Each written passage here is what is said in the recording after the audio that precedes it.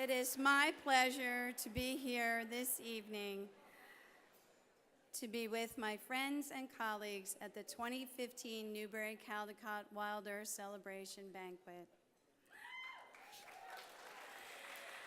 I'm Ellen Reardon, President of the Association for Library Service to Children, and it is my great delight to host this evening. Is there anywhere any of us would rather be tonight? I don't think so. Dinner is coming, but first, may I introduce our ALA President, Courtney Young. Amid many duties and initiatives, Courtney has continued her work with the Special Presidential Task Force on Equity, Diversity, and Inclusion. Let's please welcome Courtney Young.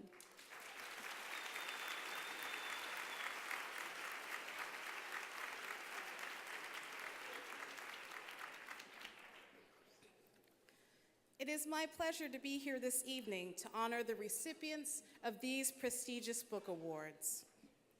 Children's books are awesome.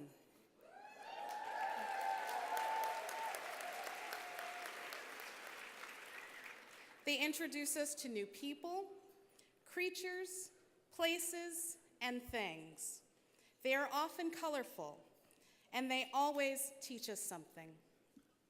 In many ways, children's books that have brought me to where I am today, complemented by the stories that my father would make up and tell me, books and the power of reading opened up so many worlds for me while empowering me to better interact with my own world. They were a source of consistency for a young girl whose military family roots meant she frequently uprooted during the first 18 years of her life. That family, which included my Army colonel father who grew up in a segregated Memphis, Tennessee, and my teacher mother, did its very best to provide me with as many diverse books as possible. And that meant spending a lot of time at the public and school library.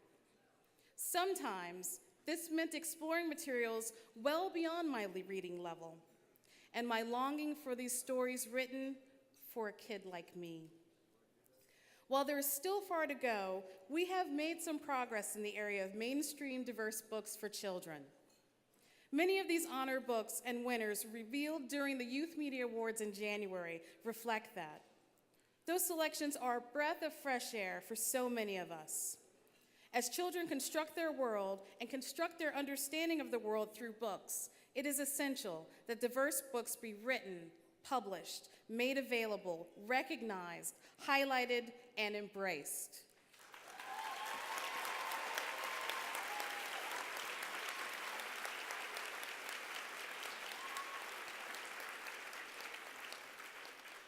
The work of various affiliates and units of the American Library Association, including the Association for Library Service to Children, the We Need Diverse Books movement, and the Library Selection Committees, and the selection committees for these prestigious awards are doing important work to place a spotlight on diverse literature for children.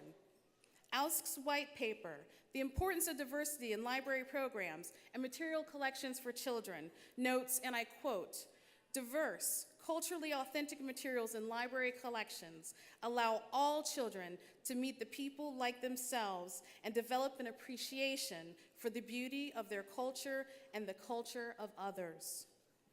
Let us continue to feature diverse literature with positive images of girls, racial and ethnic minorities, persons with disabilities, same-sex families, librarians,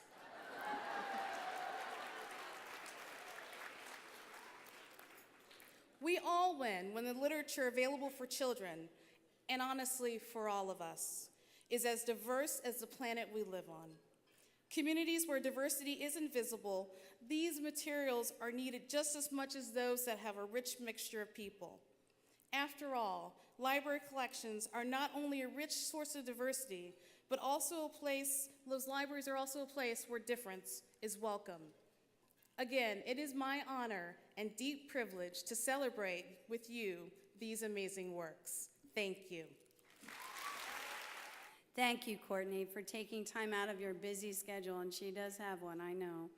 We're delighted that you will be able to spend the duration of the evening with us, which is unusual for presidents. And she really took time to read our white paper on diversity. It's really wonderful to have that kind of support. Please take time to enjoy the PowerPoint presentation that recognizes the many supporters of ALSC. A complete list of individuals and corporate donors will appear, and I hope that you will extend a personal thank you for their support of the association this evening. I do want to also mention that there is a cash bar located stage left to the front, right there. He's waving so you can see him. Always an important element in an evening like this. The program will reconvene after dinner at approximately 8:30. Thank you. I would like to start with introducing two important groups of people whose work this year has made ALSC the strong organization that it is. My hardworking, dedicated friends and colleagues on the 2014-2015 ALSC Board of Directors, and the ALSC staff that supports the board and members in all our activities. We truly appreciate what you do.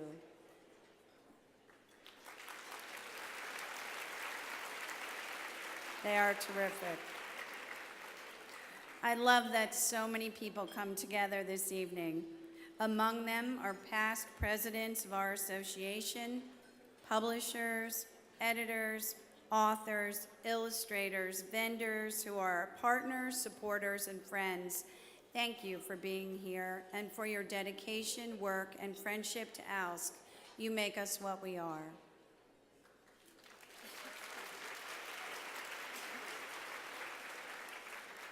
ALSC appreciates the support and collaborative spirit we share with ALA, our sister youth divisions, AASL, YALSA, and the ALA affiliate Reforma.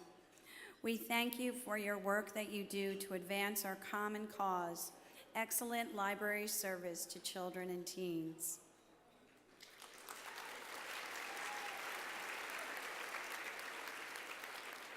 ALA conference programs and events run so well due to the assistance of our dedicated local arrangements volunteers. They were fabulous this time. Let's have a big hand for them. Thank you so much. And please also join me in thanking Little Brown Books for Young Readers, a division of Hachette Book Group, Inc., for creation of tonight's amazing, gorgeous, and adorable print program. Westonwood Studios, a division of Scholastic, has continued its tradition of producing an audio souvenir of tonight's speeches. We are so grateful for your generosity. This is also an opportunity to acknowledge other generous donors, many of whom are with us tonight. The official Friends of ALSC, our colleagues in publishing, and the corporate world who support the association through scholarships, grants, and funding for the book and media awards and other literacy projects. ALSC would especially like to thank Bob Seibert and Bound to Stay Bound Books for their sponsorship of the awards breakfast tomorrow morning. Also, a warm thank you to Erdman's Books for Young Readers, HarperCollins Children's Books, Houghton Mifflin Harcourt, and Macmillan Children's Publishing Group for their donations in honor of their recipients tonight to the Frederick G. Melcher Scholarship, which encourages the professional development and engagement of future librarians in service to children.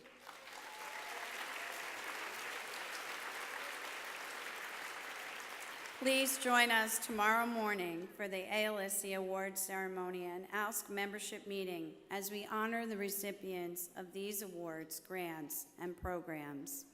And finally, we want to thank the wise and wonderful Judy Zuckerman for her thoughtful and considerate responses to every question and concern as priority group consultant for all the award committees. It's an amazing amount of work. Thank you, Judy, so much. And it is now my distinct pleasure to introduce Junko Yokota, Chair of the 2015 Randolph-Caldecott Award Selection Committee. Junko.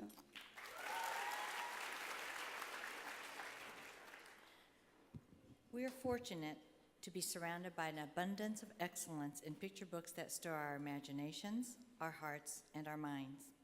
We are inspired, we feel empathy, and we are stirred in ways that we hadn't known were possible until we hold those books in our hands that reach our innermost consciousness and develop broad and deep perceptions of ourselves and of our worlds. This room is filled with people dedicated to creating such opportunities for young readers. Each of us, in our varied capacities, plays a critical role in engaging readers with meaningful picture books. As chair of the 2015 committee, I had the pleasure of working with colleagues who worked with diligence and dedication to meet the charge of selecting exceptional picture books. Committee members, please stand when I call your name, and audience, please hold your applause until they're all standing. Lucia Acosta, Tali Bayless Kaplan, Bradley Debrick, Allison Ernst, Adrian Furness, Jonathan Hunt, Rebecca Jackman, Roger Kelly, Barbara Clipper, Susan Kusel, Amy Lillian Harper, Sharon McKellar, Shiloh Pearson, Angela Reynolds. On behalf of our committee, I thank the entire ALSC membership for the privilege that we were given to serve this past year. We're honored to be elected or appointed to represent the membership. We're mindful of this responsibility throughout our year, and we sincerely appreciate this opportunity to immerse ourselves in the books that we were given and to call it our duty to read them so carefully. Thank you to all of ALSC.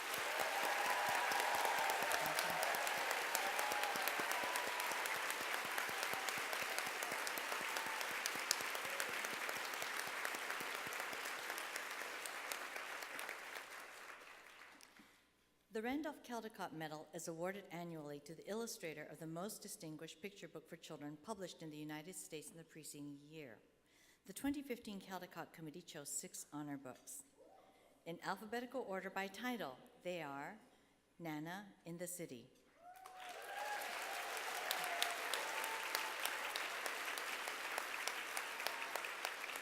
written and illustrated by Lauren Castillo, published by Clarion Books, an imprint of Houghton Mifflin Harcourt Books for Young Readers, edited by Jennifer Green, and designed by Carrie Martin.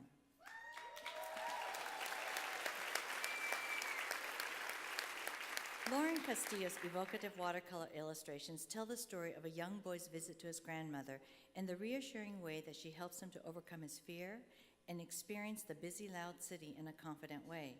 Nana in the City takes readers on a visual journey depicting a story arc that rings true with emotional resonance. Lauren, please come forward and accept the Caldecott Honor Citation for Nana in the City.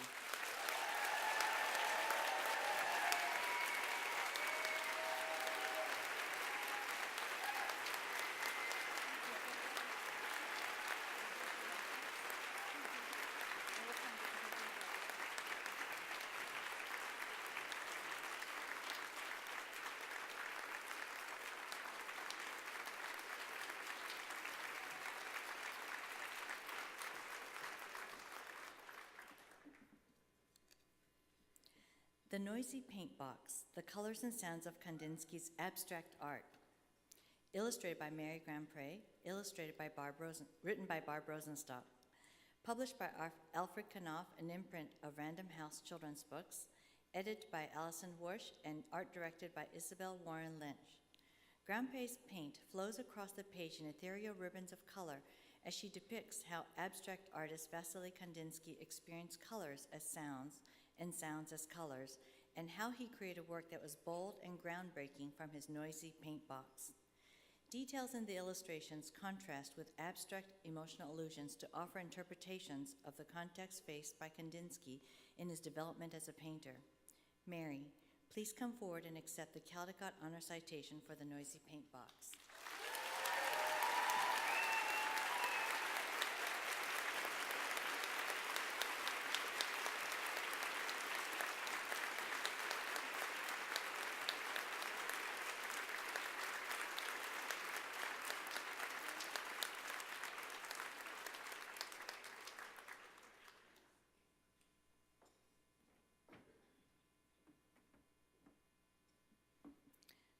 The Right Word, Roget and his Thesaurus.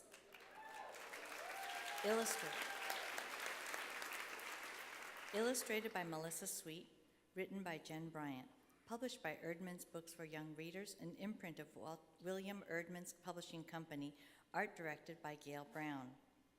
Sweet's inspired mixed media illustrations illuminate the personality and the work of a man passionately interested in many things.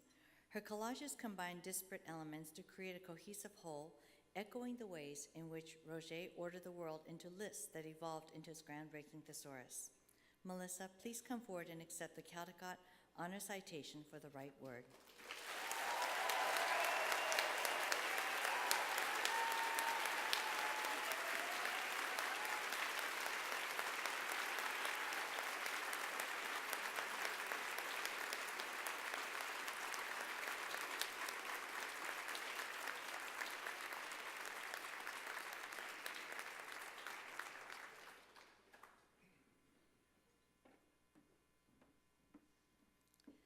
Sam and Dave Dig a Hole.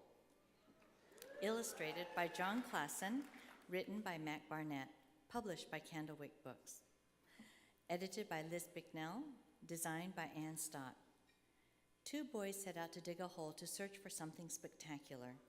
Oblivious to what their dog senses, readers are shown visual humor privileges the reader to consider the story from a different dimension and challenges us to ponder the meaning of finding what is spectacular. John, please come forward and accept the Caldecott Honor Citation for Sam and Dave Dig a Hole.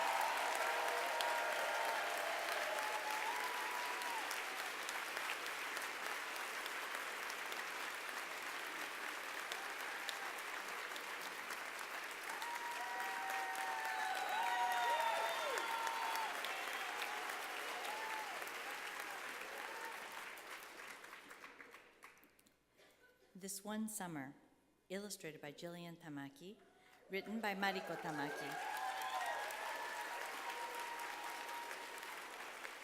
Published by First Second, an imprint of Roaring Brook Press, Macmillan Children's Publishing Group, edited by Mark Siegel and art directed by Colleen A.F. Venable.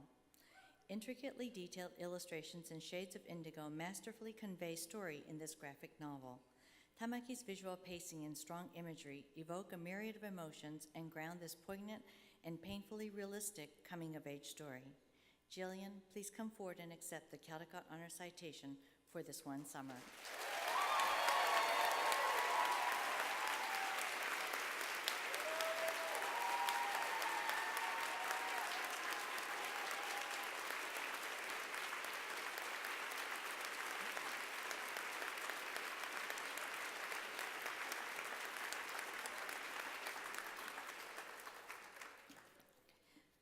Viva, Frida. Written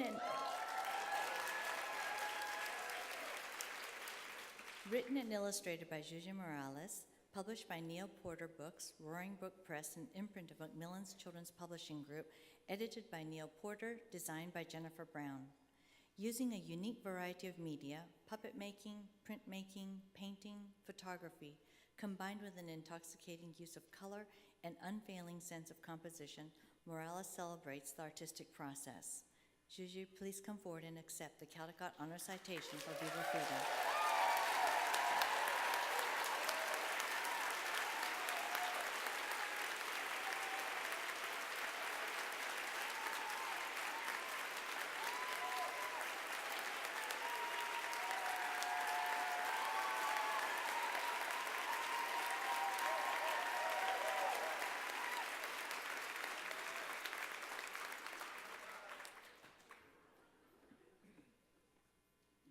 And now, the winner of the 2015 Randolph-Caldecott Medal for the Most Distinguished Picture Books for Children is Dan Santat for The Adventures of Beekle, The Unimaginary Friend.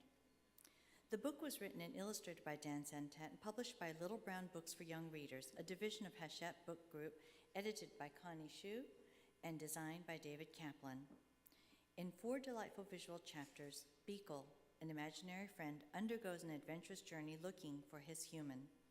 Santat masterfully conveys the emotional essence of a special childhood relationship with visual details that affirm concrete reality within imaginative fantasy. In the Adventures of Beekle, Santat makes the unimaginable imaginable. Dan Santat, please come forward and accept the Randolph-Caldecott Medal for the Adventures of Beekle.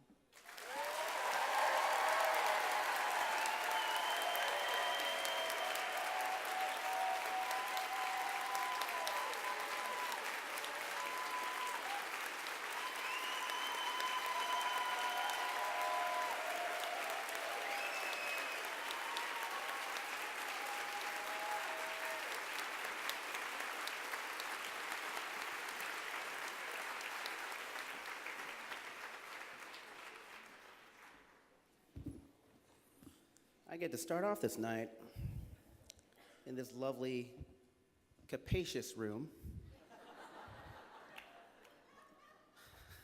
It's wonderful. Last year, Katie Camilla's speech was so wonderful. None of us who ever watched that speech will ever forget the definition of capacious.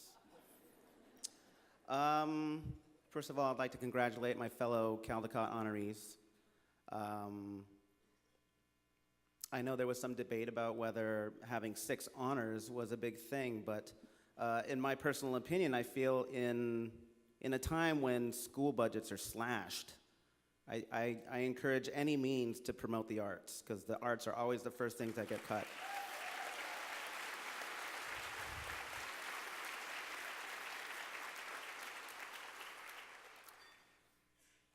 So with that said, I have some jokes.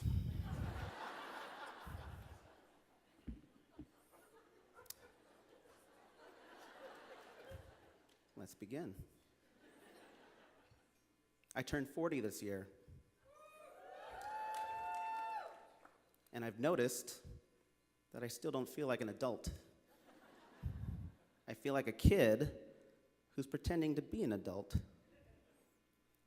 I look around and I've suddenly ended up with a beautiful wife, a lovely house, 2 great kids, and an assortment of pets, courtesy of my beautiful wife.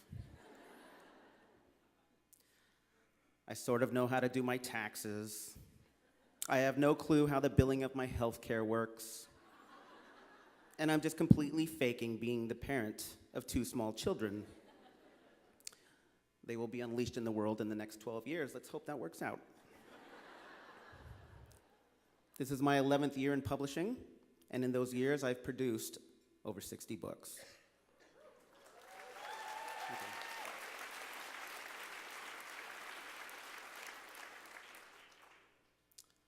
I still feel new to the business. I still feel like I'm pretending to know what I'm doing. I still feel like I have something to prove. The question I'm often asked most often by people is, why do you work so hard? I'm not a workaholic. I think that would imply that I'd work this hard in any profession. I'm not obsessed with power, fame, or money, because the profession of making children's books embodies none of these characteristics.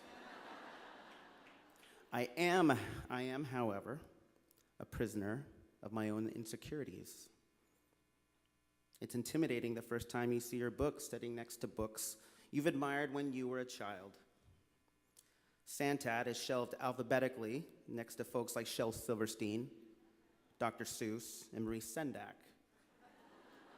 So you can probably understand where I'm coming from. I suddenly found myself floating among bright, shining stars, and I remember thinking, what am I doing here? This must be a mistake. Up to a certain point, I feel like I've managed to get where I am out of pure hard work. I always wanted to believe that hard work could mask any shortcomings I had in true ability. Perhaps if I worked harder, perhaps if I worked longer, or painted with more precision, no one would notice that I had no clue what I was doing. I wanted to believe that hard work was this great equalizer that could help me achieve what my peers made look so effortless. I constantly worried that I would be discovered as an imposter, that everything would fall apart, so I would tell myself, I have to work harder. I was not an overnight success. My career can be characterized as one that began slowly but rose steadily. I would set small career goals for myself year after year. I hope I can get a book published someday. I hope I can get another book published. I hope I can get a better advance. I hope making books could be a full-time job. I hope my publisher will actively promote my book. I hope my publisher will put me on a book tour. I handled my career one book at a time. Each small goal seemed attainable if I just worked hard. Each book I made was a chance to improve myself and to learn. The beauty of youth is that you have the strength and energy to climb mountains, the optimism to know that you will get there, and all the time in the world to reach the summit. I was searching for answers, hoping that making one of these books would give me an epiphany in the secrets to making a great book. The knowledge was gathered in pieces. A good idea here, a clever trick there, but never anything that added up to a whole. It was like staring at the ruins of a great empire from long ago, but you had to use your mind to fill in all the blanks. Part of navigating my way through these ruins was reading reviews. Now, the advice you hear from everyone is to ignore all book reviews because they will just depress you. But then, what is the point of book reviewers?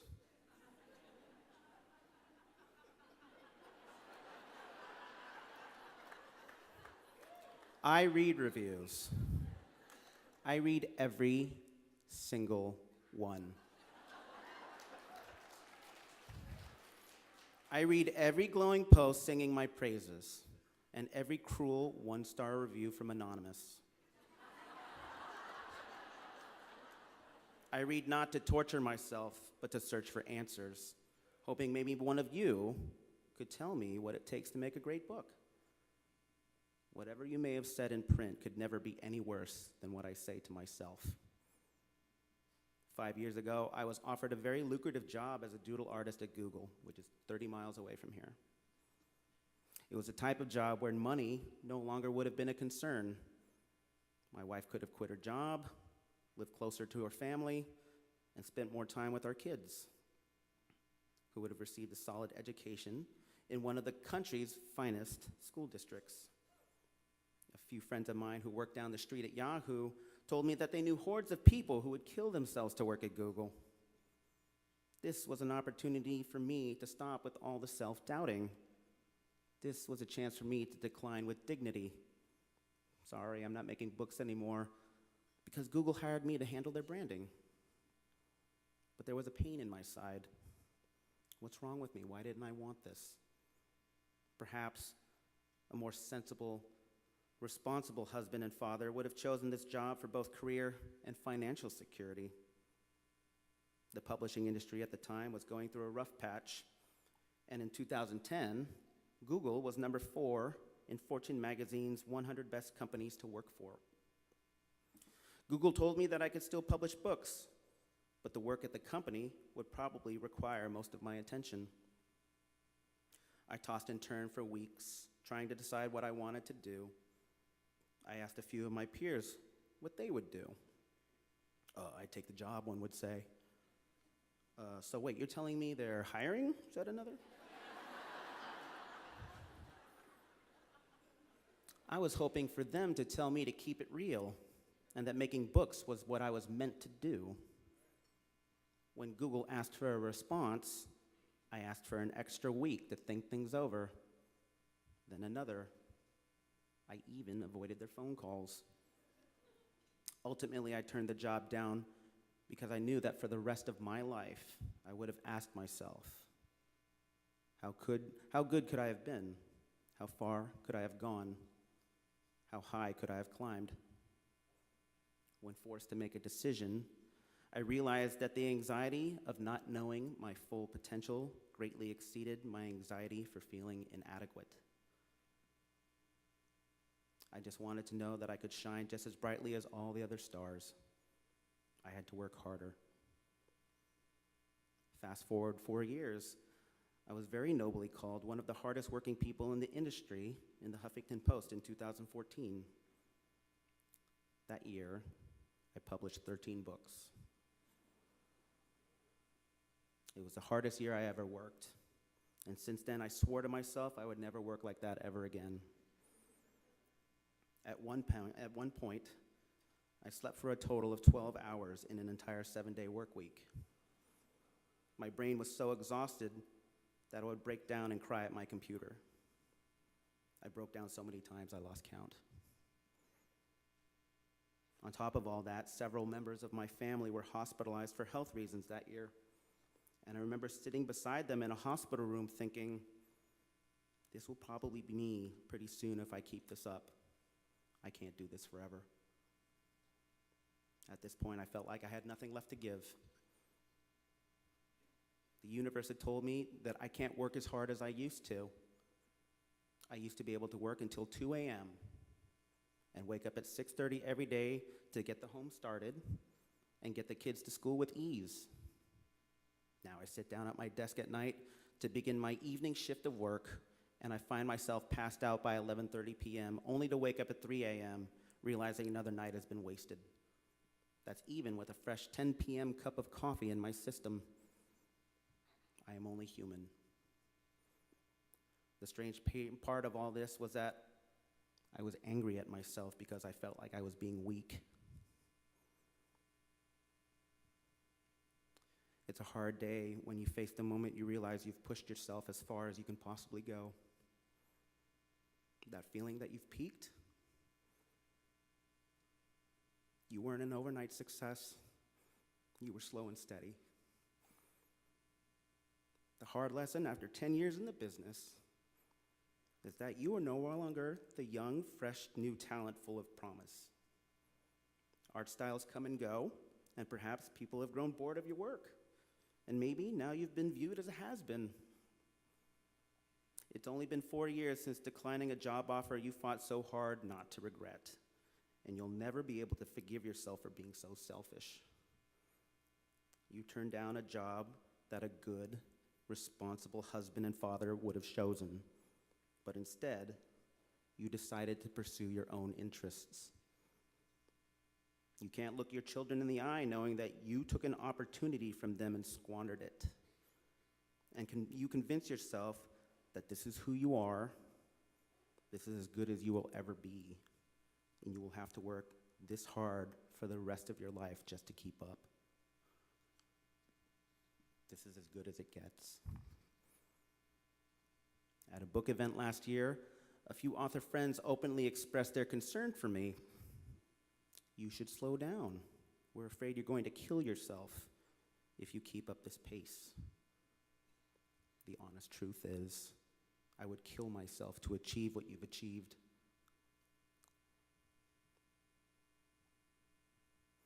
It is perhaps a curse that I want far more than what I'm capable of. I don't need to be great. I just want to be just as good. I think I've given all I have to give, but deep inside I have to work harder. On February 2nd, 2015, I woke up 15 minutes before I got the call. I woke up with an intense case of heartburn from constant worry. In those brief 15 minutes, my mind wandered and inevitably settled into a familiar place. I reminded myself that I wasn't good enough. People talk about books at the end of every year, as they always do. Your friends and colleagues tell you to ignore the chatter because it will only drive you insane, and it does. But you peak, and you begin to think, maybe. Maybe is a dangerous place to be because it fills your mind with hope, and sometimes that can be an awful thing. Hope is not something you earn. Hope is something you are given and you have no control over. The probability of hope fulfilling such a lofty goal is slim to none, and it will most likely lead to disappointment. At best, you hope for an honor because they give out more of those. So your odds would be improved. To imagine winning a Caldecott medal feels pompous, implying you somehow feel like you deserve it. This is an odd state of mind coming from a person who, after years of hearing award announcements, was convinced that if there was ever going to be an award given to an Asian American author whose name began with a D and ended in an and Santat, the winner would probably be Mo Willems or David Wiesner.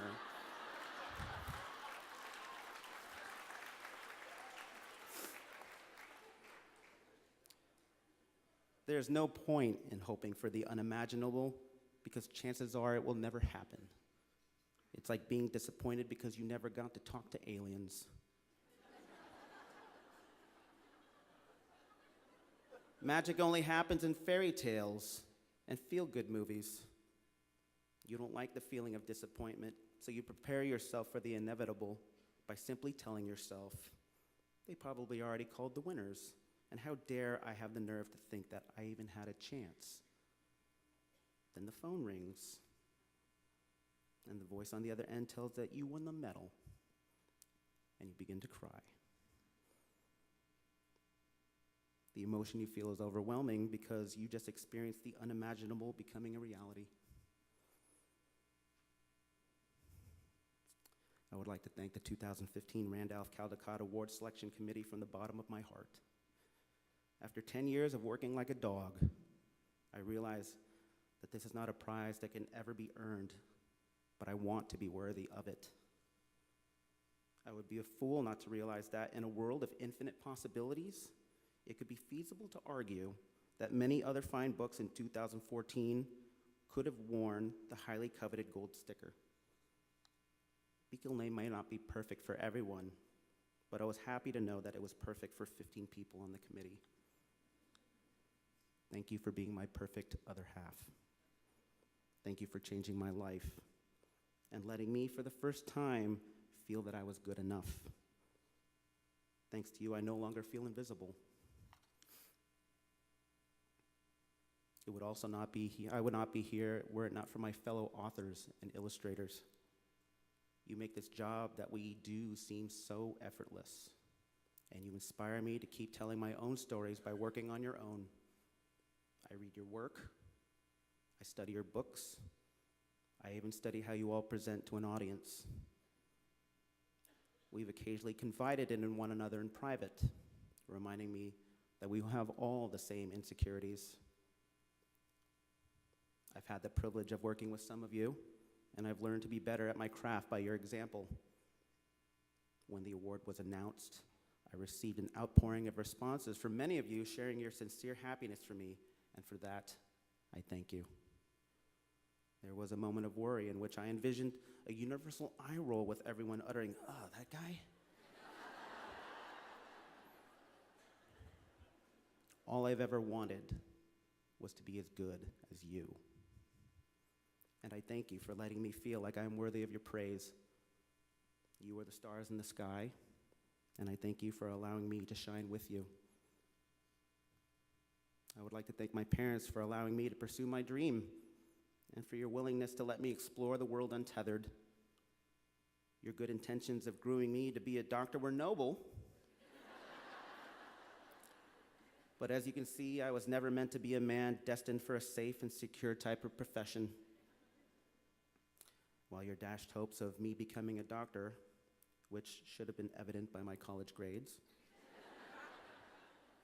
I was driven by my desire to give you the undeniable confidence that I was going to be okay making a living as an artist. I would not have been able to look you in the eye if I had been anything less than good enough, and I hope you were proud.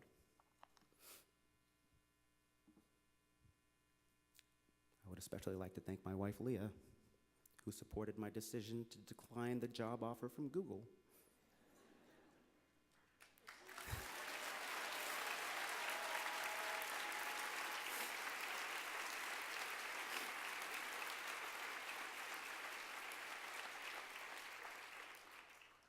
I know perfectly well that it would have been a dream come true for her if I accepted the job. I am forever indebted to her sacrifice and belief in me while I selflessly allow myself to pursue my dream.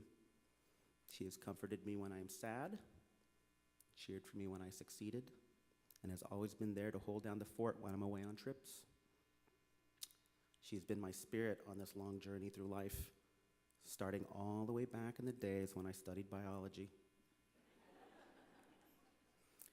Through the years I went through art school, and with me up to my career up to this day. Jody.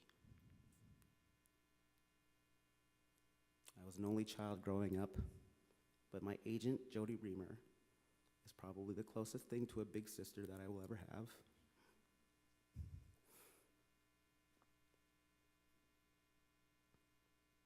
My fondest memory is of her shouting at me in the middle of a street in Beverly Hills. This may have been partially due to the fact that I tried wearing cargo shorts to a fancy restaurant, which in turn ended up with me changing in the middle of the street into a pair of jeans, which I had luckily found in the trunk of my car. I remember it fondly because she told me exactly what I needed to hear. She said, "Stop being so down on yourself. You're good at what you do and you will succeed. Give us 3 years, and I promise you that you will be in a much better place." Given her track record, with a long list of very impressive clients, this is perhaps all part of her master plan. I apologize that it has taken us 5 years to get to this point instead of 3.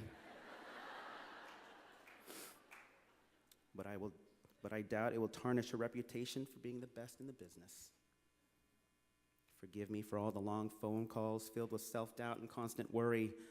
I am still a kid pretending to be an adult. I should also add that it has been permanently burned in my mind to always wear pants to a fancy dinner. Now, if you may recall, I never queried you because I never considered myself good enough to be represented by Writer's House. Thankfully, because of our mutual friend Lisa Yee, we managed to find each other. Lisa Yee is the best friend an author could ever hope for in publishing. We started our careers together at the same time through Arthur A. Levine books. We've had long discussions over countless numbers of lunches, and I hope to have more in the years to come. I would like to thank all the various librarians, teachers, and book bloggers whom I've had the opportunity to know over the years. I would especially like to thank Betsy Bird and Julie Walker-Danielson for noticing me from the very beginning of my career and casting a spotlight on my work. I would like to thank Min Lee, John Schumacher, Travis Jonker, Matthew Winter, Jennifer Kelly Reed, Colby Sharp, and many others, too many to name. I value your friendship and thoughtful discussions online, and I will always happily raise a glass with you at future book events. I would also like to thank all the members of the Nerdy Book Club who work tirelessly to promote great literature to children all over the country.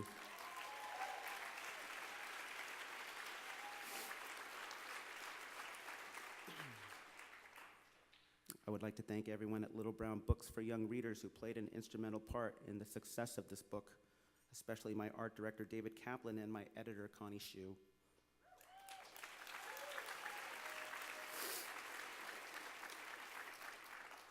I've known Dave for years, 7 years, and all the way back to when we worked together on a series at HarperCollins.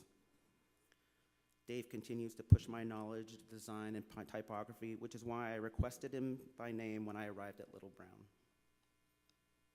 He meticulously nitpicks the smallest of details when I'm ready to call it quits, and he makes me look better by always going the extra mile, whether it be selecting coated or uncoated paper, or exchanging rhodamine red for magenta. Dave brings me one step closer to improvement with his impeccable taste in design and equally high standards. Thank you, David. You are a true friend.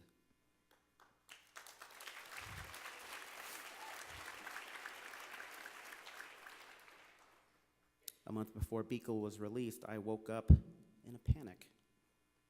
I couldn't stop thinking about the ending to the story, worrying that it wasn't entirely obvious to everyone that Alice, the girl in the story, had written the entire adventure about how she and Beekle met. I remember my editor, Connie Hsu, calling me that day to talk me off this metaphorical ledge, to assure me that The slight ambiguity is what would make the story better. She told me that some people would not love the book. Some people would not understand the book, but that was the beauty of the book. Like the character himself, Beekle may not seem perfect to everyone, but he is perfect to those who ultimately examined all the little details. And that in itself is a perfect representation of the book. Connie and I exchanged many long phone calls wrestling this story into shape. As a superb editor, her notes were clear, honest, and true, and the story would not be this beautiful without her aid. And finally, for my kids.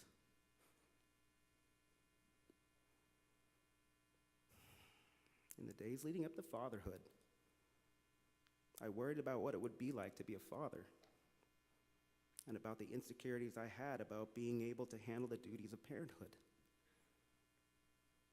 I never expected your respect simply because I was your father. I work hard because I hope that over the years, perhaps in the 12 years before you're unleashed to the world, you can look back and see me as a man who felt it was always important to work hard and earn respect. The name Beekle was my son's first word for bicycle, and from that word, he inspired me to write a story about the day he was born. It was a day I could only imagine, but I knew we would be perfect for each other. Alec and Kyle, you both taught me what unconditional love truly is. And one day, I hope that you can share this book with your kids and your kids' kids and teach them to know how it feels to be loved unconditionally. This speech that I'm giving will be transcribed into zeros and ones and released into a sea of information so that you can always hear my voice. Let this be my love letter to you long after I'm gone. Understand that I'm not perfect, but no one is, and we're all only human. But despite my insecurities, it is also in our nature as human beings to try our hardest because we cherish the feeling of acceptance from those who we hold closely near us. Thank you for being my inspiration and reminding me what it still means to be a kid, though I still have no clue to be an adult. Beekle is a book that I made to the best of my ability, but despite my faults, you are proof that I am capable of creating something perfect in this world. With the birth of the two of you, I've witnessed proof that I was able to be perfect twice. Though this book is not nearly as perfect as both of you, I'm glad it was good enough. Thank you.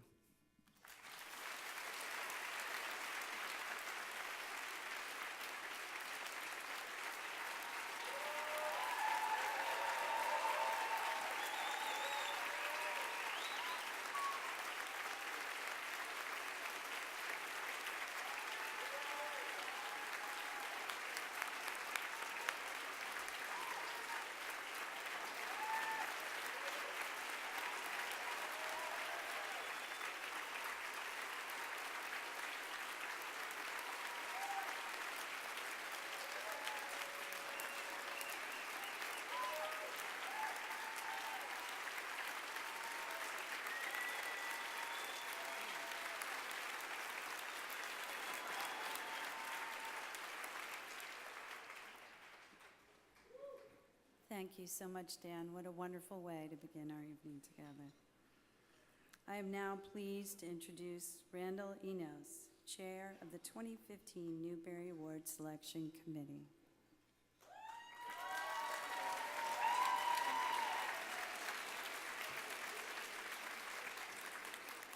Thank you, Ellen. Now we leave the realm of unimaginary friends and cross over to the zones of basketball,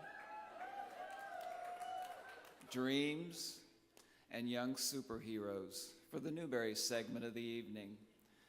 Tonight, as we celebrate and honor three very special authors and their exceptional books, I want to say a quick thank you to all who have supported the work of the Newbery Committee throughout the year.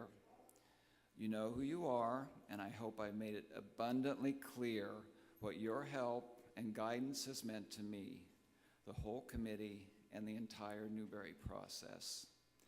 And speaking of the Newbery Committee, I couldn't have dreamt up a better team. Many thanks to each and every one of you for all you did to make it all work. Please stand as I call your names. Remain standing. And audience, you know, please hold your applause until the whole group has been announced. Armin Arethna, Stephanie Bange, Etty Berland, Therese Bigelow, Jennifer Brown, Patrick Gall, Lolly Gepson, Abby Johnson, Yafa Mason, Shelley Quisada, Stan Steiner, Sylvia Tagg, Janet Thompson, Lucinda Whitehurst.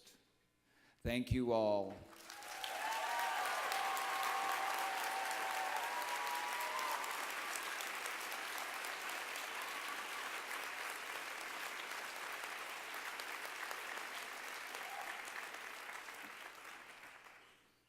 The committee selected 2 truly distinguished honor books. They are Brown Girl Dreaming,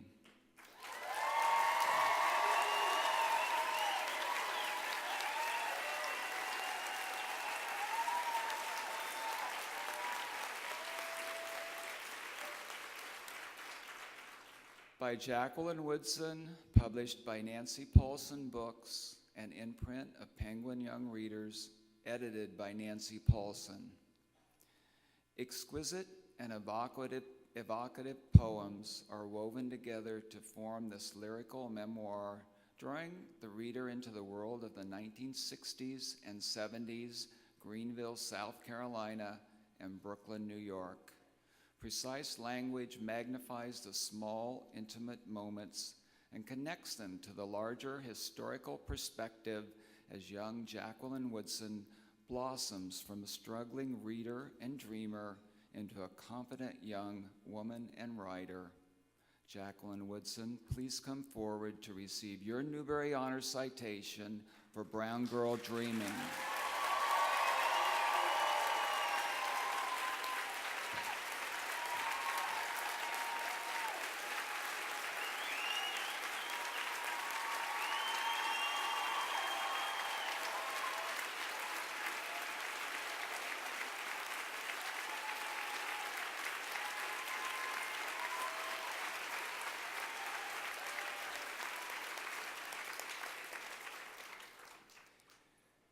El Deafo by Cece Bell.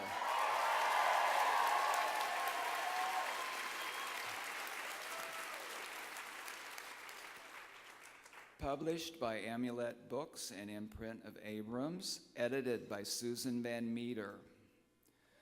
With much insight and humor, young Cece Bell relates what it's like to have a giant hearing aid strapped to your chest and be able to hear all of your teacher's movements, including those in the bathroom. Through such universal experiences as navigating a new school, handling sleepovers, finding a true friend, and coping with a first crush, we learn that our differences are gifts that can be turned into something amazing. Cece Bell, please come forward to receive your Newbery Honors citation for El Deafo.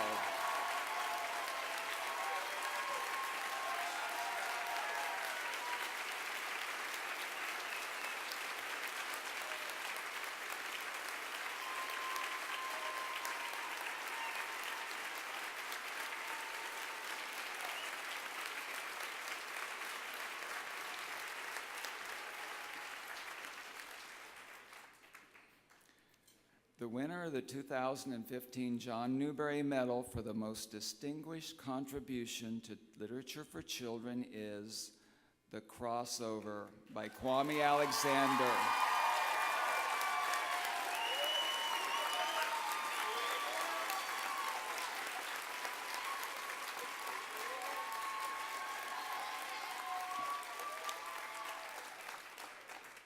Published by Houghton Mifflin Harcourt Books for Young Readers, edited by Margaret Ramo.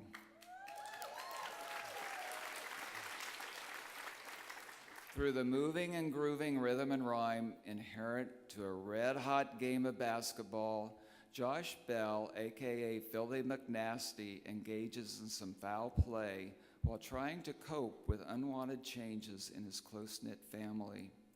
Tensions mount on and off court as Josh and his once close twin brother JB spar and craft a rift that they may not be able to mend. Meanwhile, their father is in denial about his deteriorating health, and all of this in 4 quarters, plus a warm-up and an overtime. Kwame Alexander, please come forward to accept your 2015 Newbery Medal for the crossover.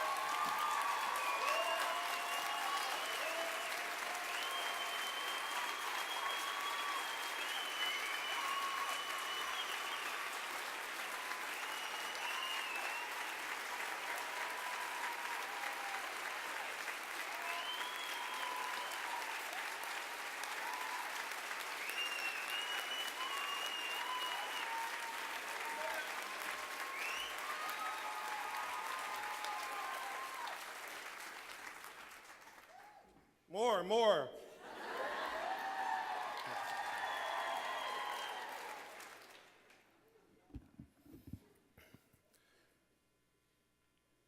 When I was a child, I wanted to be a fireman and a doctor and a king. The first 2 didn't work out too well, but I gotta tell you, tonight I feel like a king.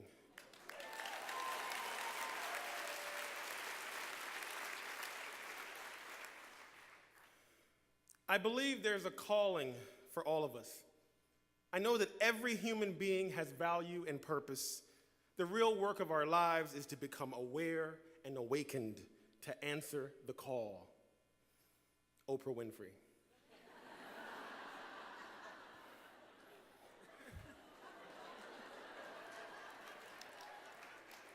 2 hours after receiving the call, I get another call from a reporter. She asked, "How did you find poetry?" Let me go on record as stating that Newbery winners should not be required to answer questions, especially on record, within the 2-week period after receiving the greatest and most miraculous news of your writerly life. This haze, this Newbery trance is not kind to clarity and conciseness. I tell her, I think poetry found me. I think it circled above for years until I was ready, and then it swooped down, grabbed me by the arms, lifted me up, and I've been soaring ever since. Then she wants to know who were some of the influential librarians from my childhood. And I'm stumped because I don't remember any. And then I realize my first librarians were my parents. You see, we lived in a library.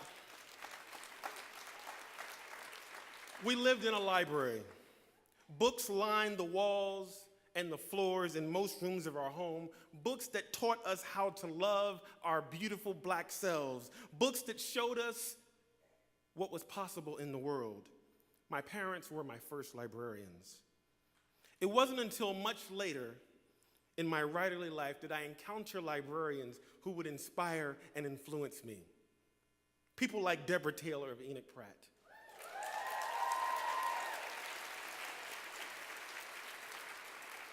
Now, if y'all clap like this, I'm not gonna be able to get through the whole speech. Linda Holtzlander of Loudoun County Public Library. Betty Smith of DC Public Library, Kathy Allen of Oscar Smith High School Public Library in Chesapeake, Virginia. I remember being asked to host an evening of poets and poetry with Kwame Alexander and guests in Charleston, South Carolina.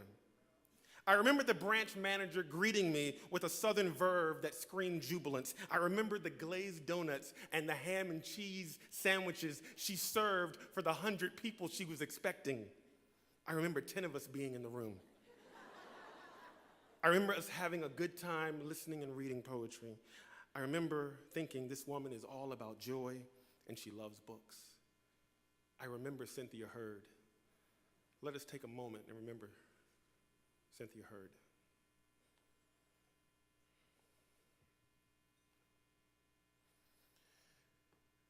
I am honored to be in this room with so many pulchritudinous librarians.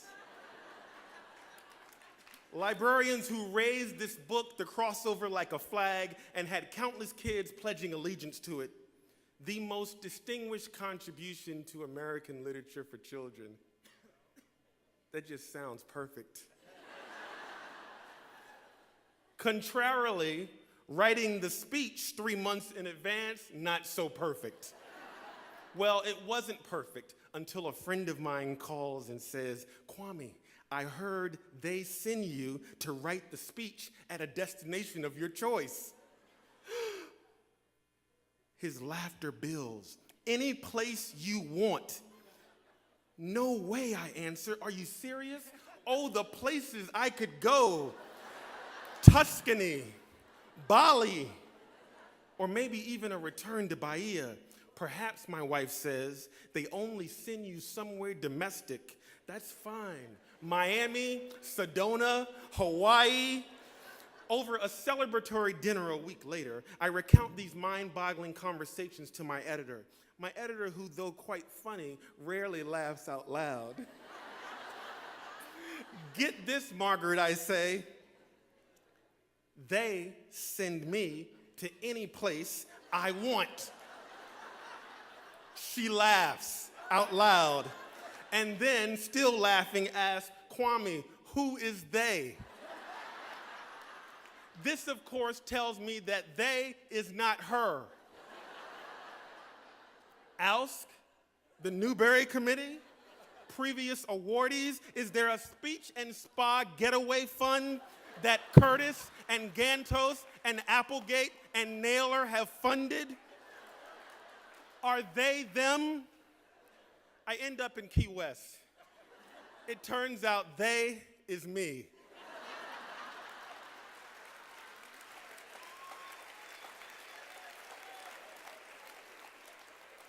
In between ping pong and writing and parasailing, I check out the Mel Fisher Museum. Mel Fisher, the treasure hunter. Mel Fisher, the man who gave up 10 years of his life, of his family's life, in search of a 1622 shipwrecked Spanish vessel called Nuestra Senora de Atocha, never knowing if it'd be found, yet each day claiming today's the day. Until July 20th, 1985, when it was the day, and he found it, and it had gold on it, lots of it, so much that his find became known as the Atocha Motherlode. Like Mel Fisher, each word, each poem, each writing day has come with sacrifice and hope. Today's the day, I would claim, while immersed in this novel about basketball and boys in verse. Mel Fisher immersed himself in a sea of possibility, crossed over miles and miles of ocean floor searching for a treasure, sacrificed 10 years, and the reward was $450 million worth of gold. After 6 years of writing and rewriting, 20 plus rejections, and countless hours of self-doubt, I too discovered my own gold, the crossover. The crossover is first and foremost about fathers and sons. It's a novel about love, about family. It's not about my family. It is not about my family, yet much of the jazz and hip hop, the rhythm and energy that moves through each page of poetry comes from my own familial experiences. Thank you, Mom and Dad, for introducing me to the song and dance of words and visual melody. Thank you to my wife, Stephanie. Happiness is you loving me, is you watching me dance and never leaving me on the floor alone. Nikki Giovanni, thank you for teaching me how to dance properly. For letting me find my own groove and cheering me on. Thank you to the members of the 2015 John Newbery Committee under the chairmanship of Randall Enos for giving me a brand new song. To Margaret Ramo, my editor, my partner on this journey under the stars, my Polaris, my bright and shining yes in a sea of no. I am forever grateful. Thank you to my writerly and publishing friends, some from way, way back, others new to my world, who have journeyed with me and who joined me here tonight in this improbable achievement. Marshall, Tanisha, Deanna, Juanita, Kim, Mike, Jenny, Marjorie, Kathy, Stacy, Susan, Marianne, Lisa, Pam, Andrea, Joanna, Chris, Jason, Rita, Sharon, Jackie, and Ashley Bryan.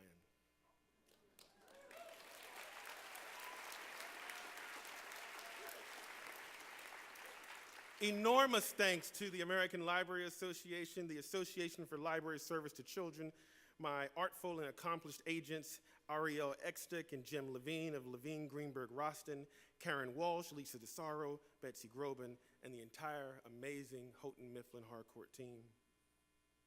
Wow. To Deborah Warren of East West Literary, and Ruben Pfeffer of Ruben Pfeffer Content, two brilliant souls who brilliantly sold the crossover when no one else would, when no one else could. I am forever grateful. To my firstborn Nandi, who I met for the first time in a dream in 1989, and who continues to show me the value of riding life till the wheels fall off. Thank you for turning up, my dear. And finally, Samaya, my 6.8-year-old, who says that her favorite book is The Crossover, though I won't let her finish it yet.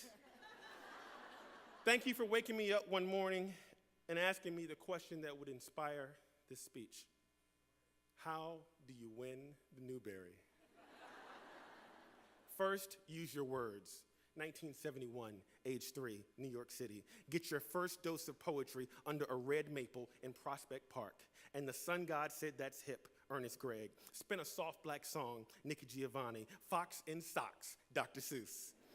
Listen and watch your mother make all these words dance off the page and into your imagination. And later, when your sisters are born, show them how to do the dance. Take them on a freight train uptown to meet Everett Anderson, Donald Cruz, John Steptoe, Lucille Clifton. Learn words, love words, become so immersed in words that one day at Riverside Daycare, when you finish building your magical castle of blocks that house the ideas galloping through your mind and your classmates knock them down because playtime is over, protest, defend yourself with the only weapons you have, words. Hey man, that's not hip. Those were my blocks that you flipped. Lest you want a quick payback, come and fix my quick block stack. When your mother comes to pick you up, listen to the teacher tell her, your son intimidates the other children with his words. He is a little arrogant.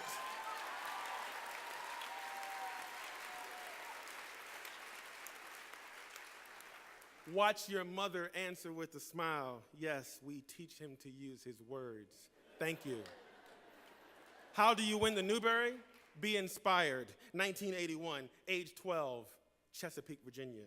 You've loved books all your life, but something has changed. Aside from the stories your mother makes up to keep you and your sister smiling and laughing, the songs she sings in the kitchen while preparing breakfast, your love affair with words is over. You simply do not care that the people could fly. And even though you kind of like that book with the gold seal on it by Mildred Taylor, you wish your parents would hear your cry for no more books.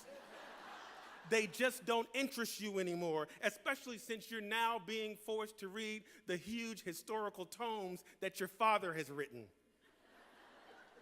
In your garage are Queen's Farms milk crates, stacked to the ceiling, crammed with books, spines out. The floor is covered in junk, receipts, letters, magazines, newspapers, clothes, dirt. So every quarter, your father asks you to spend a Saturday cleaning the garage. Get out there and do it, he yells. Before you get started, you scan the crates of the books. The Three Musketeers, Pedagogy of the Oppressed, M.C. Higgins the Great, Selected Poems of Langston Hughes, A Married Guide to Different Positions.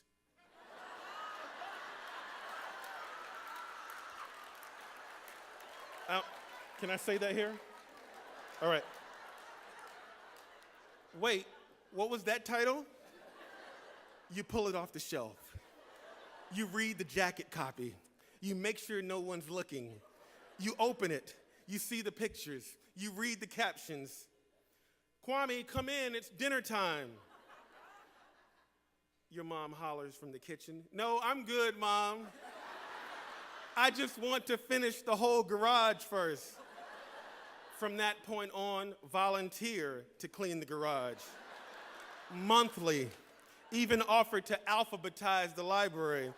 One day, happen upon a book about your hero, the greatest, My Own Story by Muhammad Ali. Read all 415 arrogant, flashy, brilliant, exceptional pages of it in one night. Love it. Somewhere in the damp darkness of displeasure that reading has become for you, become inspired again. How do you win the Newbery? Be interesting. 1986, age 16, Blacksburg, Virginia. Every Thanksgiving, your family has dinner at Hunan Park 2 on the Upper West Side. It is ritual. After a delicious meal of shrimp with lobster sauce, you retreat to the Stouffer's Hotel in White Plains and rest, because tomorrow you'll be on your feet all day, working. On the Friday after each Thanksgiving, your father always hosts a book fair. There are workshops, lectures, and book signings all day. You and your sister sell the books. Your mother leads workshops. Your father, tense and stern, supervises. There is no volunteer orientation. It is all on-the-job training. You either learn how to properly display books, how to recommend books based on purchases, how to be charming, or you face the consequences, fussing, interrogation, or worse. Actually, there is never a worse, because each of you knows your job. You stand in the booth. You are not allowed to sit, and become intimate with Heinemann's African Writer Series, with Alice Walker's books, with Walter Dean Meyer's books. At these expos, you realize that sure, books are mirrors to our world and windows to opportunity, but they are also much more. They are actual doors to a life of sustainability and success, to our lives, and each of us has a responsibility to walk through these doors. That is way too much responsibility for a teenage college student.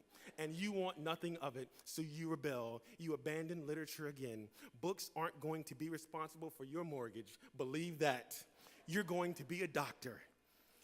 And then sophomore year comes, and two things happen. One, you take a course called organic chemistry.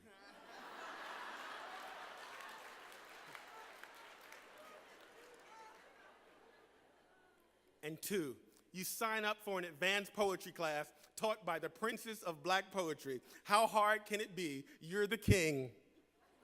You've been reading poetry since you could walk. Her poetry, in fact. She's a legend. On campus, you're a legend in your own mind. Naturally, you challenge her every remark and critique in class. You get 1 A-, a few B's, and mostly C's. She calls you into her office. It's about time she apologized for giving you a hard time,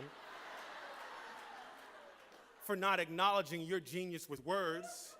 You sit down across from her. She tells you that night comes softly. You say, "Nikki, there's a storm coming." She says, "Be bold, but be eloquent." You say, "I am," like Nancy Wilson singing "Fly Me to the Moon" on her album Like in Love, which is sort of your way to show her you're cultured.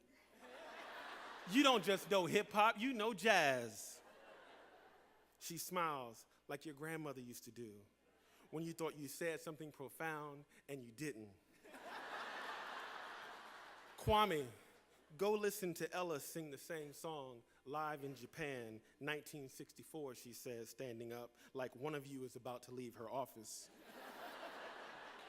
You are a good poet, Kwame, and I can teach you the tools, but I cannot teach you to be interesting. After a silent stare, you stand up and storm out of her office, arrogant, unconvinced, angry. How do you win the Newbery? You fall in love. 1994, age 24, Washington, D.C. You meet a woman. You have no car, no money, no residence, just a small efficiency apartment that your best friend allows you to sleep on the floor of the living room of. This woman owns you, and you have nothing to offer but poetry. You write her a poem a day for a year. I am not a painter, browns and blues, we get along, but we are not close. I am no Van Gogh, but give me plain paper, a dull pencil, some scotch, and I will hijack your curves.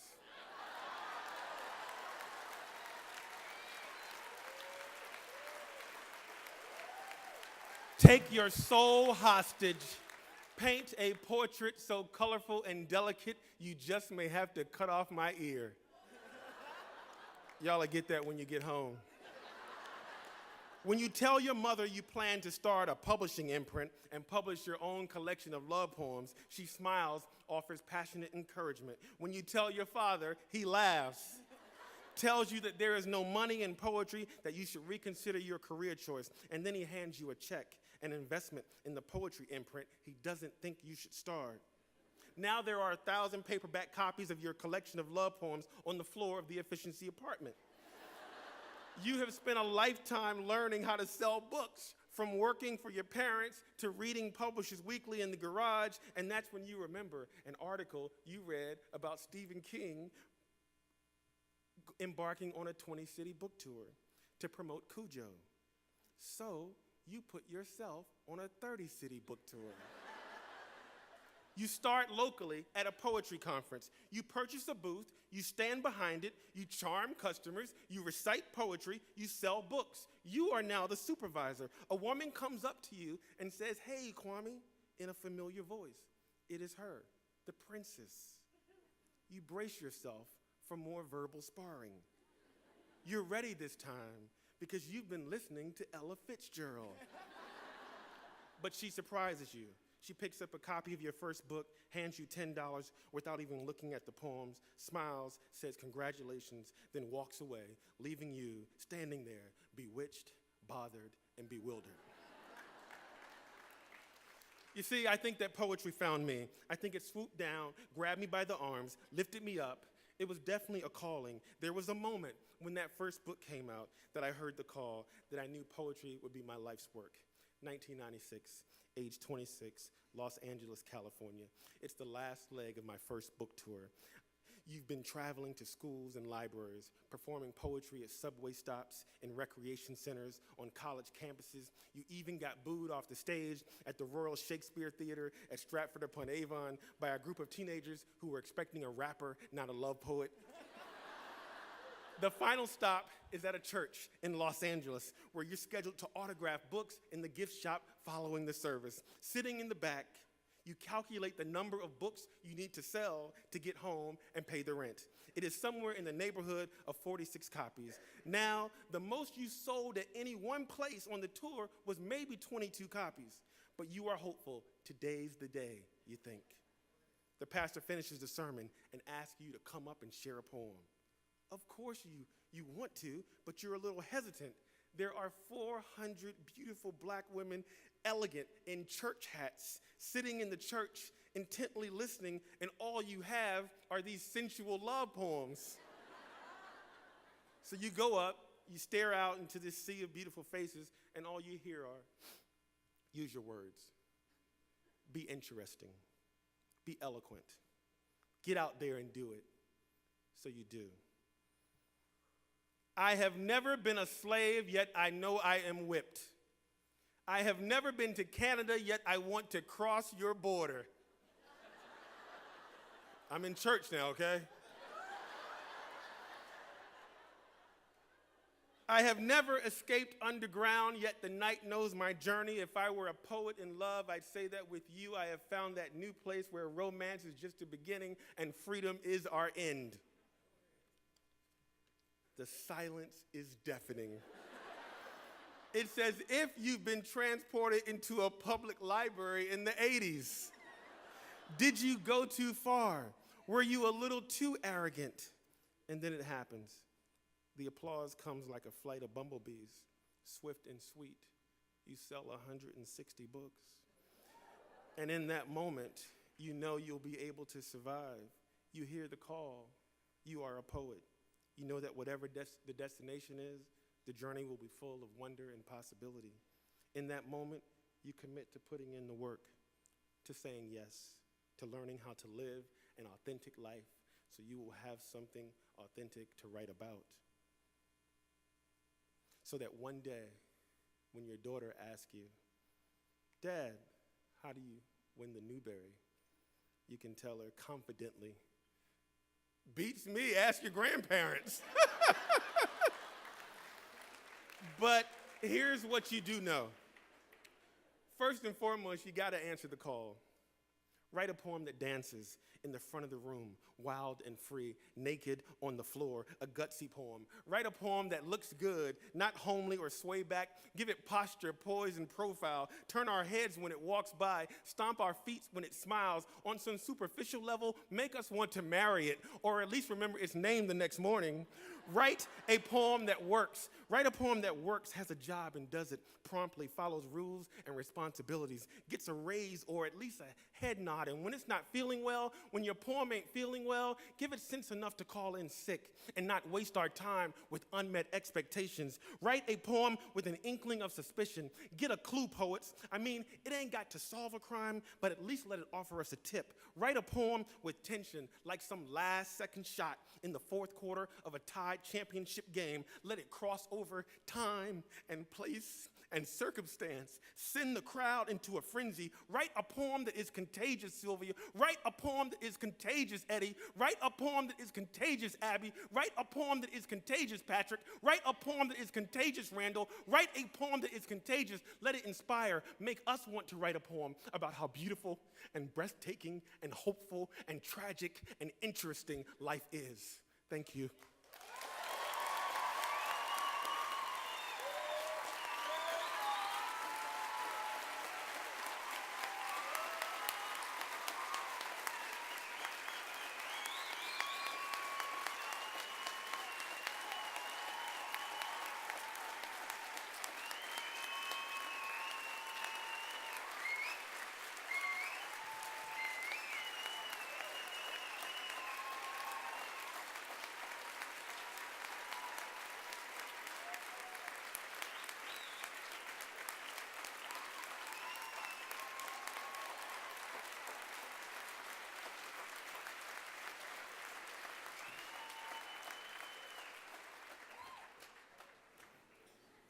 Thank you, Kwame. I think I am with everyone when I say I am so glad you learned to use your words. And now I am very pleased to introduce Karen Nelson Hoyle, Chair of the 2015 Laura Ingalls Wilder Medal Selection Committee.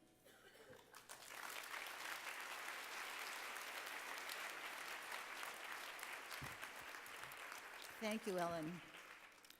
A quintet of ALSC members met at 4 ALA annual and midwinter meetings to request suggestions from ALSC members, to review the criteria, and to discuss the entire body of books by the best of the best contributors to the field. We committed ourselves to reading and rereading books by many worthy creators. The committee is pleased that the Laura Ingalls Wilder Award will be presented each year in the future.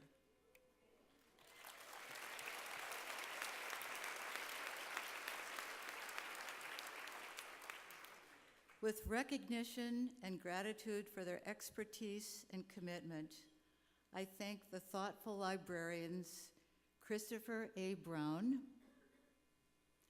Kathleen T. Horning, Jane B. Marino, Ellen Hunter Ruffin.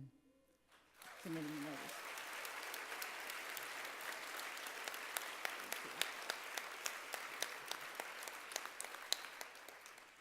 For almost 50 years, Donald Cruz wrote and illustrated and continues to create books that reach even the youngest toddler set. The quintet ALSC members selected this Donald Cruz for the 2015 Laura Ingalls Wilder Award. Donald Cruz elevated books for the very young children to an art form. His bold illustrations raise the ordinary into stylized representations. He is a master at pacing. The ingenious use of design and color made his works both dynamic and accessible, especially to youngsters. Mr. Cruz remains popular with young children, generation after generation. Donald Cruz was born in 1938 in Newark, New Jersey, to a creative seamstress mother and energetic railroad working father. During summers, Cruz traveled by train to rural Cottondale, Florida, to stay with his grandmother, whom he called Big Mama. He graduated from Cooper Union for the Advancement of Science and Art in New York City in 1959. Returning from a stint in the U.S. Army in Germany, Cruz and his late wife, Ann Jonas, returned with two little bundles, baby Nina and what was to become his first book, We Read A to Z, published in 1967. It continues to reside in school and public libraries and remains in print today. Companion to the alphabet book, 10 Black Dots, was the concept book about numbers that followed the very next year. Then Freight Train, published in the next decade, introduced basic concepts through boldly colored, accurately named train cars. With swift, linear patterns and hues, Cruz conveys anticipation and depicts the motion and exhilaration of a passing train. He built turn-the-page excitement with the ever-increasing speed of the train until only smoke is left in its wake. Truck followed 2 years later, revealing its contents, tricycles, at its closure. One selection committee member recalled a toddler trundling into the library, eagerly yearning for the book he sought. Truck, truck. The child's world expanded with emotion-swirling carousel, busy port harbor, the straight-back marchers and parade, and the ubiquitous school bus. A helmeted girl in red passed other riders to win in bicycle race. Flying provided the novice traveler with sequence procedures, while Sail Away captured a sailing excursion from dawn to dusk, introducing yet another means of transportation. Autobiographical Big Mama placed childhood memories of the rural South in perspective. Donald Cruz's book appeal is not limited to the youngest set. With either a primary or secondary color scheme and crisp design, each timeless title delights the parents, librarians, and teachers who share them with children. Now it is my delight to present the 2015 Laura Ingalls Wilder Award to Donald Cruz.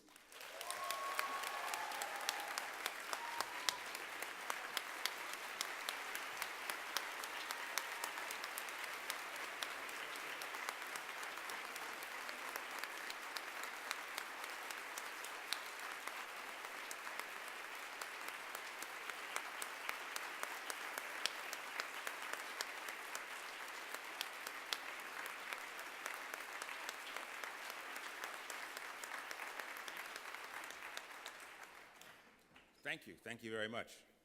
I have a tough act to follow, so I hope I'll try to come up to the task.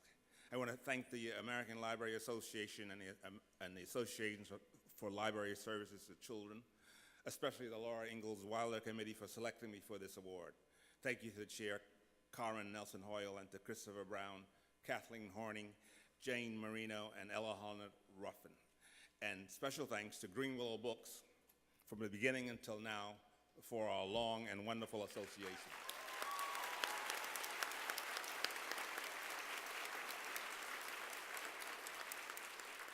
I was astonished when I got the call informing me of your choice. Truly, I thought it must be a mistake. Thankfully, it was not. I cannot consider accepting this award you've given me, however, without sharing with my late wife, Ann Jonas.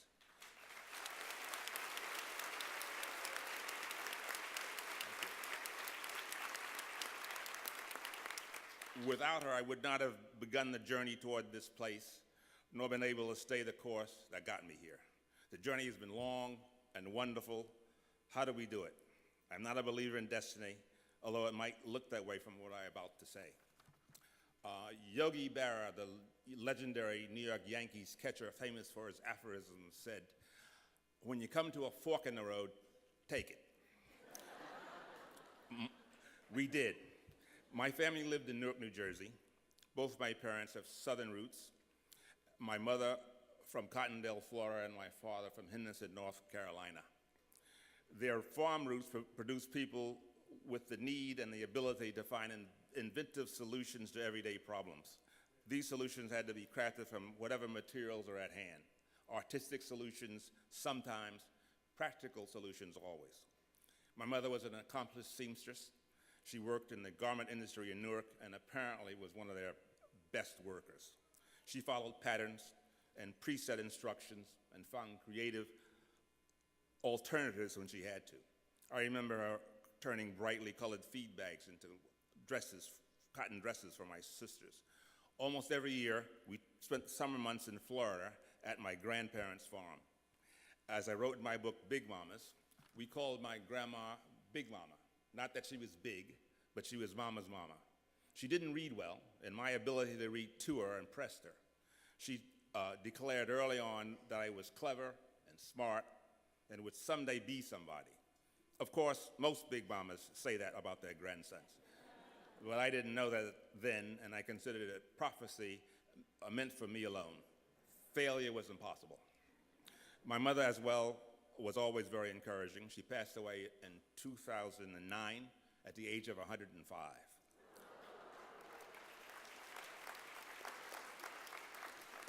She especially liked my autobiographical books, Big Mamas and Shortcut.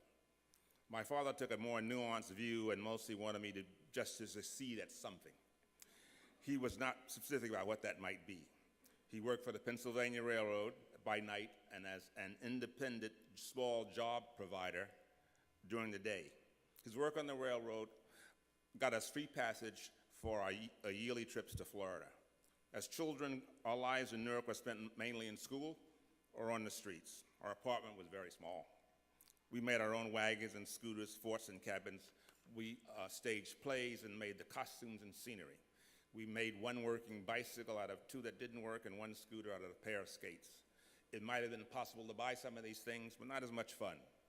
We all did fairly well in school, but I developed a tendency to doodle in the margins of papers instead of solving the problems at hand. My mother was summoned to school for consultation more than once. Our school had a small library. Individual classrooms had books, and art was part of most days. And Saturday and art classes were available at Newark's Arts High School.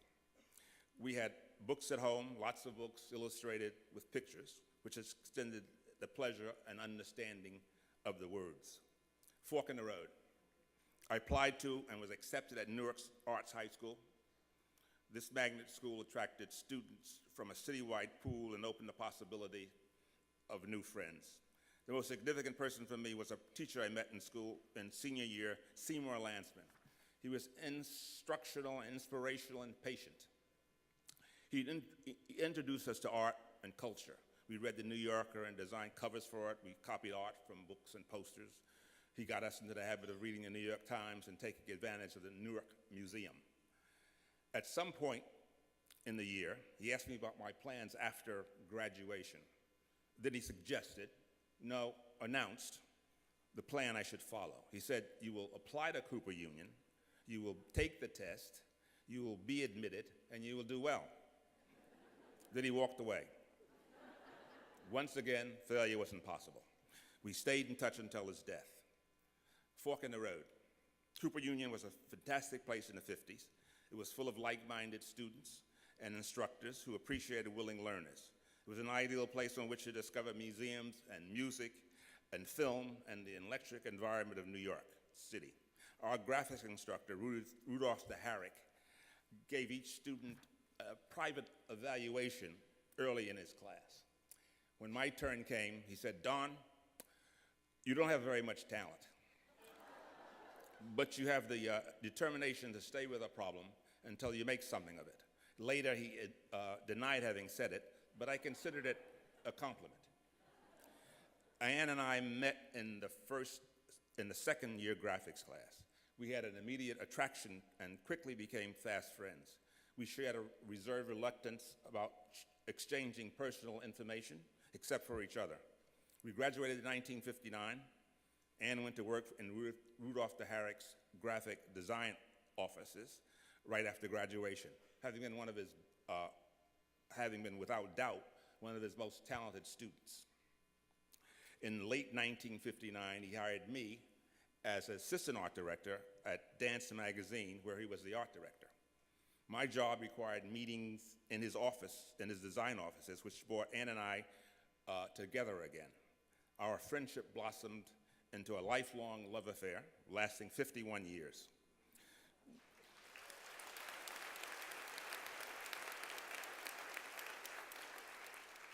We did briefly discuss the social impediments of a black-white relationship, but we decided that we had no problem with it, and we'd avoid anyone who did. Our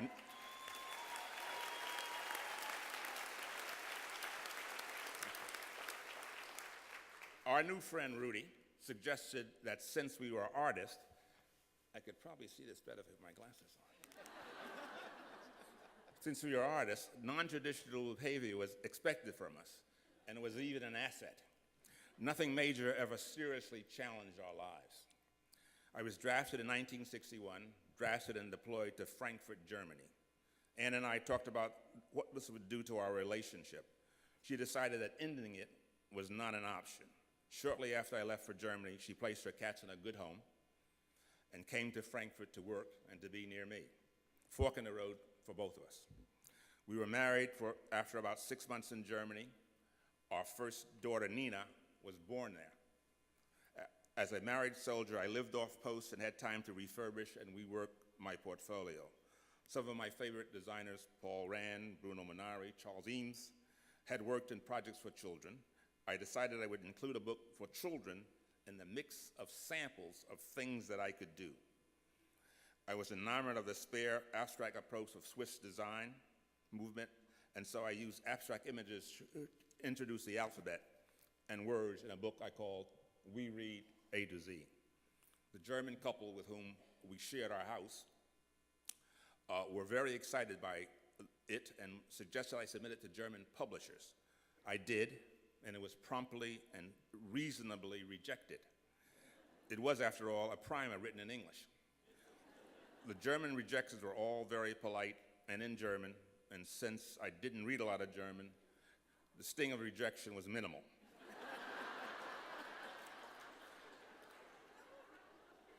And the book, of course, was simply meant as a portfolio piece. Fork in the road.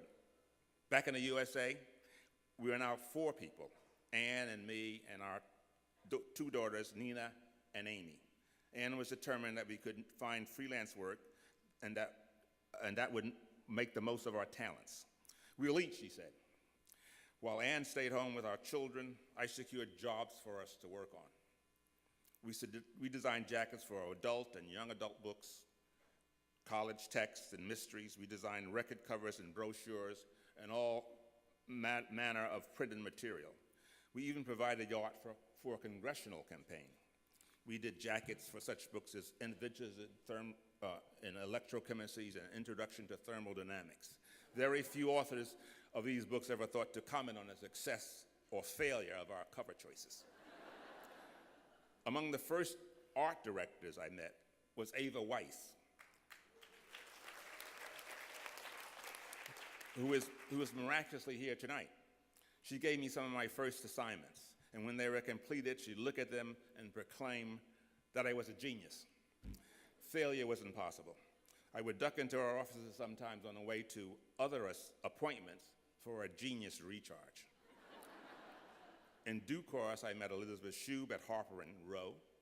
She asked if I'd ever considered doing a picture book. I said I had done one, but not for publication. Not really a proactive response.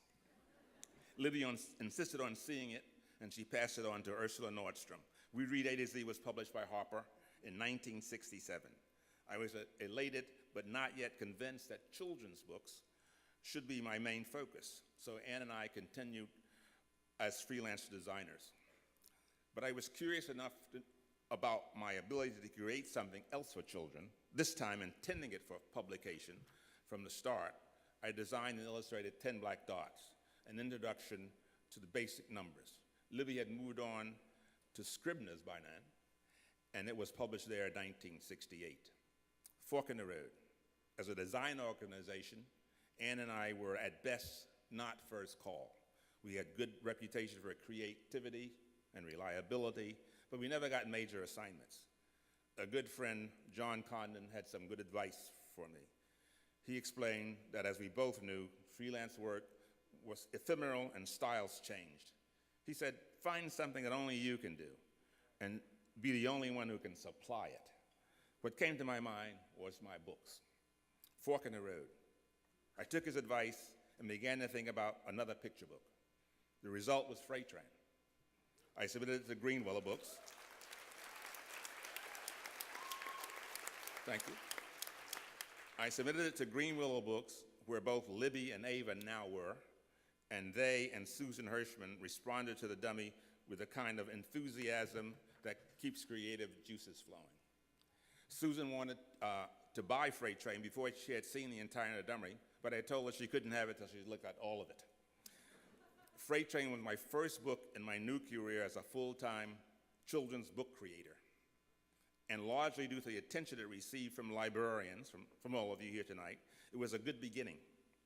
After that, the things that had pleased me as a child, trucks and planes and boats and buses, bicycles, seemed like an appropriate subjects. Many of my books are taught in school and cataloged as transportation, and that's fine with me. I enjoy finding the exciting details of a vehicle's trip through 32 pages. The only figures in the early books were drivers and pilots and engineers. Then in 1983 in Parade, I added a cameo of myself, sort of a Hitchcock moment. And once I started adding figures to my stories, I thought I could make people as central characters. In the autobiographical books, Big Mamas and Shortcut, I had the opportunity to put a physical Black presence in my books. My world is full of Black people, and they had always been in my books when a person was needed. But now they were the very subject of the book, the lead characters of the story. The locale in both books is Cottondale, and the characters are my grandparents, my mother, father, brothers, sisters, and cousins. I was back at my beginning. My decision to focus on all my attention on books caused the number of outside jobs to dwindle. Anne needed to continue creating, and I suggested that she try a picture book. She did, and was successful as I knew she would be. Convincing her to use her maiden name was a bit of a problem. I wanted her to be appreciated on her own merits, and she was. Round Trip, Reflections, and The Quilt speak for themselves.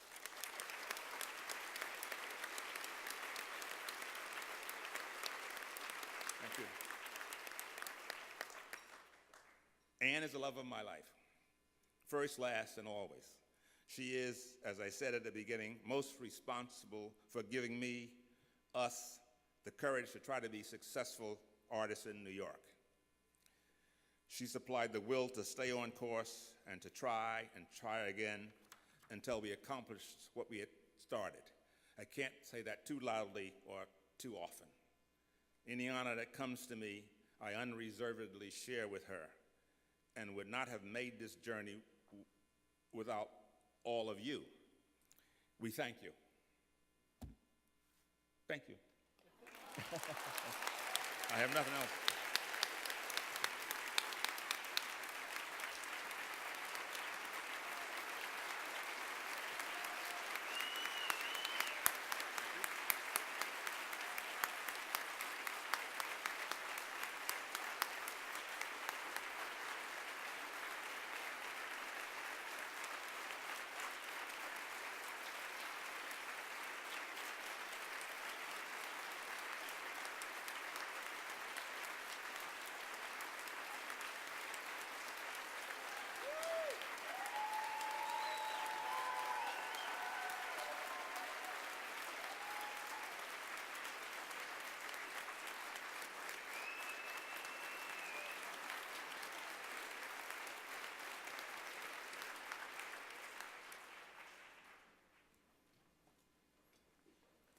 Thank you, Donald. I am so glad you shared with us all of your forks in the road. Many thanks to all of you for this lovely evening. Our banquet is finished, but the celebration continues. As the head table escorts, and we are assembling in the receiving line, I invite you to remain seated to enjoy our final videos this evening, which feature some of tonight's honorees as they discuss Newbery, Caldecott, and Wilder works that inspired them, and a special clip of the 2015 Carnegie winner, Me, Jane, which will be awarded tomorrow morning at the ALSC Awards ceremony. Following both videos, please join us in the Yosemite A-B room located one floor beneath this ballroom and meet all of our honorees. Thank you.